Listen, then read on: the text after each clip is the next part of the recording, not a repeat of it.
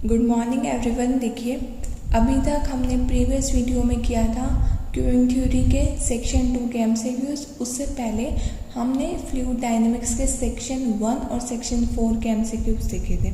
सो अगर आपको उनमें से कोई भी वीडियो चाहिए तो आप मेरी प्लेलिस्ट में जाकर या उनका लिंक आपको मेरे डिस्क्रिप्शन में भी मिल जाएगा इस वीडियो के नीचे।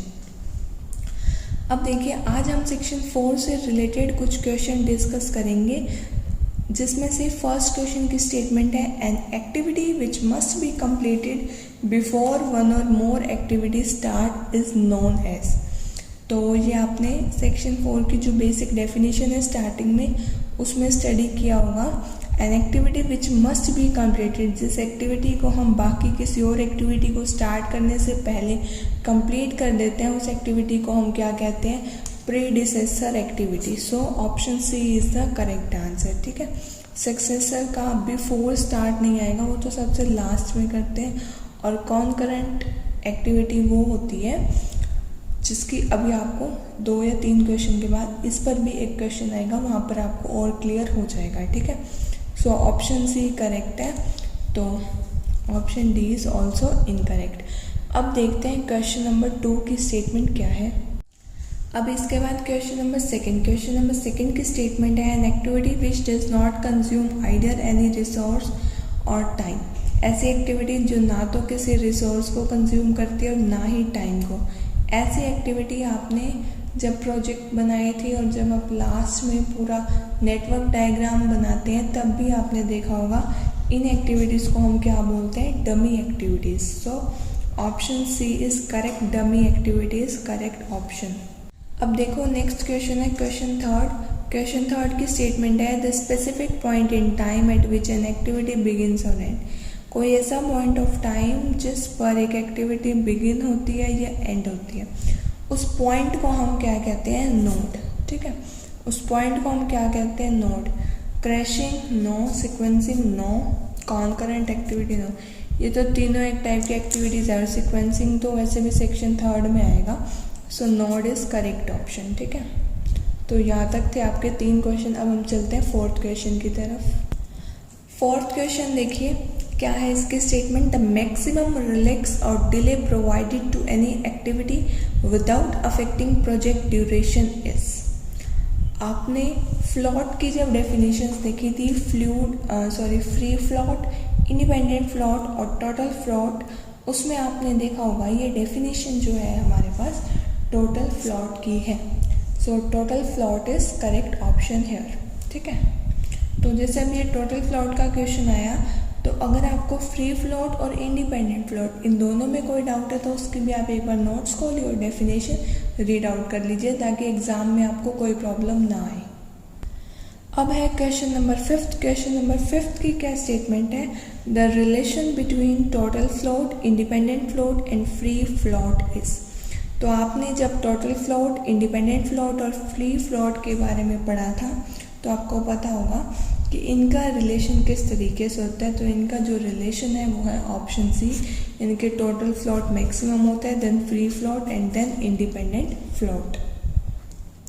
क्वेश्चन 5 के बाद अब हम चलते हैं क्वेश्चन नंबर 6 पर, और क्वेश्चन नंबर 6 के आपके पास स्टेटमेंट है out of CPM and PERT which technique is used for new type of projects.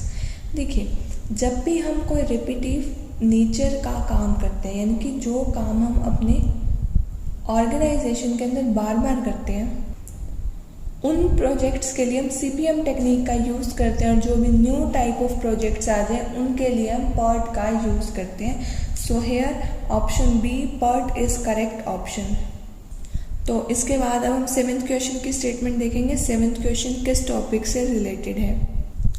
7th question की स्टेटमेंट है which type of distribution is use to estimate the activities times in PERT। तो जहाँ पर आपके पास book के अंदर PERT का question है, ST शर्मा या JK शर्मा, आप जो भी रेफर करते हैं, तो PERT के टॉपिक के जस्ट नीचे आपको दिया हुआ है कि कौन सी डिस्ट्रीब्यूशन का हम यूज़ करते हैं। तो वहाँ से अगर आपने उसके अच्छे से स्टडी किया होगा तो आपको पता होगा gamma distribution no, binomial distribution no, Bernoulli distribution no, beta distribution is the correct option and this is used to estimate the activities times in PERT। ठीक है, तो यहाँ पर हमारे पास बीटा डिस्ट्रीब्यूशन करेक्ट ऑप्शन था। अब इसके बाद क्वेश्चन नंबर 8 की स्टेटमेंट देखते हैं क्या है। क्वेश्चन नंबर 8 की स्टेटमेंट है, out of CPM and PERT which method is used for planning, scheduling and controlling technique for projects. तो जहाँ पर आपने सिमिलरिटी देखी होंगी ना PERT और CPM की, वहाँ पर आपने इस टॉपिक को स्टडी किया होगा। सो PERT और CPM दोनों ही मेथड आपको पता है यूज़ होते हैं प्लानिंग, शेड्यूलिंग और कंट्रोलिंग टेक्निक फॉर प्रोजेक्ट्स के लिए। तो यहाँ पर आपके पास CPM और PERT दोनों ही करेक्ट हैं। So option C both is correct option here. इसके बाद हम देखेंगे क्वेश्चन नंबर 9 की स्टेटमेंट। क्वेश्चन नंबर 9 की स्टेटमेंट है, if we want to construct project ABC and in advance we know the duration of each activity involved in it, then which technique will be used। अब देखिए आपका जो project ABC है वो repetitive nature का है, यानी कि उसके अंदर कुछ भी नया काम नहीं है। तो रिपीट जो नेचर हो इस टाइप के प्रोजेक्ट्स के लिए हम यूज़ करते हैं CPM मेथड का। So here CPM option A is correct. ठीक है, तो ये हमारे 9 क्वेश्चन थे। अब हम देखते हैं क्वेश्चन नंबर 10 की स्टेटमेंट।